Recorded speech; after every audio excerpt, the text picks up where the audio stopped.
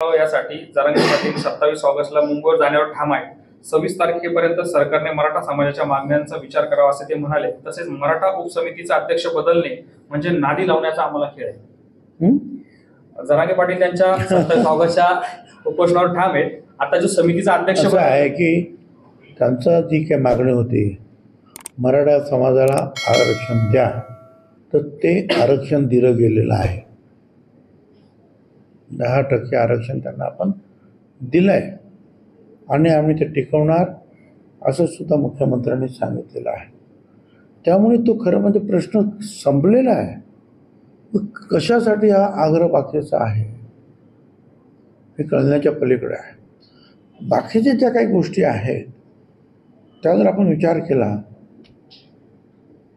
मग सारथी, बार्टी, महाज्योती हे वगैरे सगळे, तर सारथीच्या माध्यमातून जे आहेत ज्या गोष्टी मिळालेल्या आहेत त्यापेक्षा कित्येक कमी गोष्टी ज्या आहेत आज महाज्योतीच्या वाट्याला आलेल्या आहेत.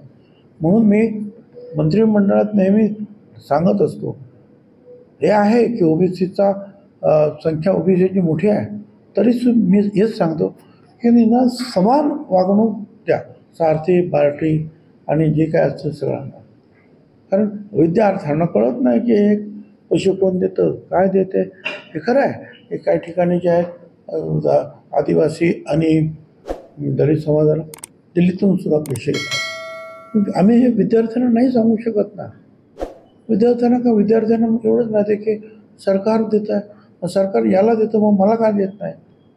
म्हणून मी नेहमी होतो की आणि त्यासाठी मुख्य सचिवाच्या हातात आता मुख्य सचिवांनी याच्यात लक्ष देऊन सगळ्यांना समान वागणूक कशी मिळेल हे बघावं, हे सातत्यानं मुख्यमंत्री सांगत आहेत.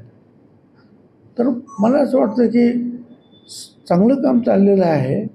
मराठा विद्यार्थ्यांचे सुद्धा प्रश्न, राहण्याचे प्रश्न जर राहायला नसेल तर वर्षभरामध्ये 60-70 हजार रुपये त्यांना देणं, अशा अनेक गोष्टी ज्या आहेत ह्या सोडवल्या जात आहेत. मग आता पावसामध्ये उगीच गणपती उत्सवामध्ये हे काय करणार आहेत मला काही कळत नाही. कशासाठी हा त्रास लोकांना देणार आहेत. पण त्यांचं जर हेच म्हणणं असं की ओबीसीमध्येच पाहिजे, तर आम्ही हेच सांगू की भाई ओबीसीमध्ये एक तर 4 आयोगाने नाकारलेला आहे तुम्हाला घेण्यासाठी आणि सुप्रीम कोर्टाने फार मोठं जजमेंट दिलेलं आहे की यांना ओबीसी करता येणार नाही.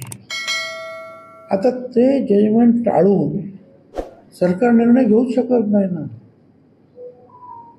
जे होणार नाही कायद्यानं तेच मला पाहिजे असं किती जरी म्हटलं तरी कसं काय होईल.